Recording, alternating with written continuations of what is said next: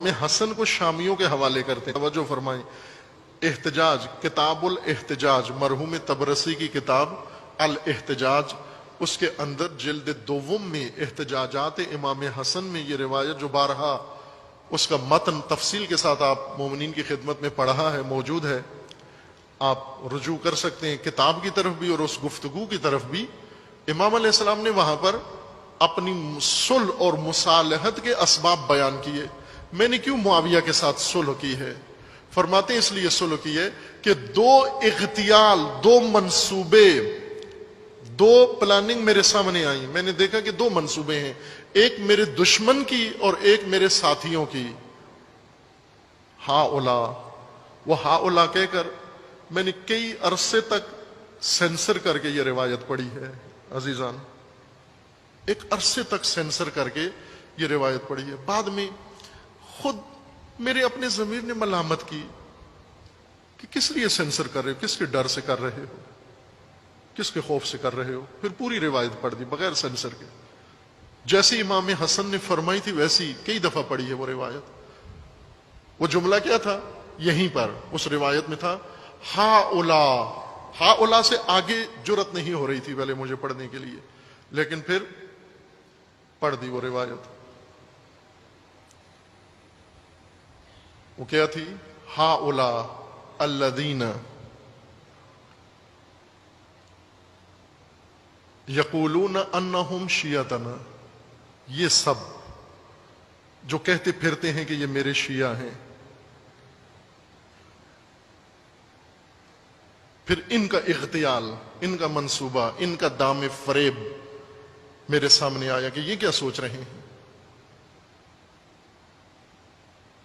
پھر میں نے ان کا منصوبہ سوچا کہ یہ کیا سوچ رہے ہیں.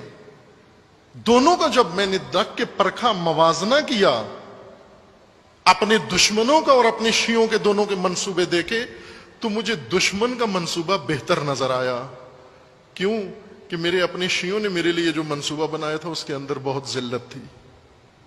اس لیے میں نے یہ کتاب الاحتجاج میں ہے، کئی دفعہ روایت پڑھی ہے. عزیزان من، وہ کیا منصوبہ تھا کہ ہم امام حسن علیہ السلام کو پکڑ کے، گرفتار کر کے، رسیوں میں باندھ کے شامیوں کے حوالے کر کے معاوضہ لے لیتے ہیں. اس کے بدلے میں غنیمت لے لیتے ہیں، مال غنیمت لیتے تھے، امام فروشی کرتے ہیں. اس سے آگے تو ہمارے پاس اور کوئی راستہ، ہمیں کوئی چیز متاع نہیں ہے بیچنے کے لیے. ہمارے پاس جنگ تو ہونی نہیں ہے، مال غنیمت ملنا نہیں ہے، شام کی طرف سے بھی کوئی ہمیں آفر نہیں ہوئی.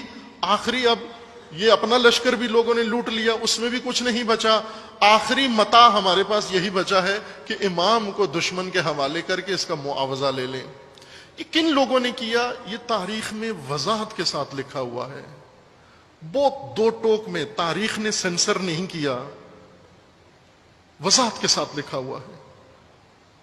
آسان ترین کتاب میں آپ کی خدمت میں عرض کرتا ہوں، بہت ساری تاریخ کی ساری کتابوں میں لکھا ہوا ہے. منتہی الاعمال مرحوم محدث قمی کی کتاب ہے، اس کے اندر انہوں نے کھول کے لکھا ہے.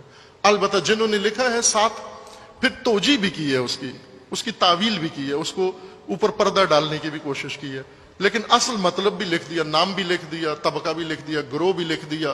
وہ کون سے کوفی شیعہ تھے جنہوں نے امام حسین کو فروخت کرنے کا نعوذ باللہ منصوبہ بنایا تھا. امام نے فرمایا جب میں نے یہ دونوں دیکھے تو دشمن کا منصوبہ یہ تھا کہ مجھ سے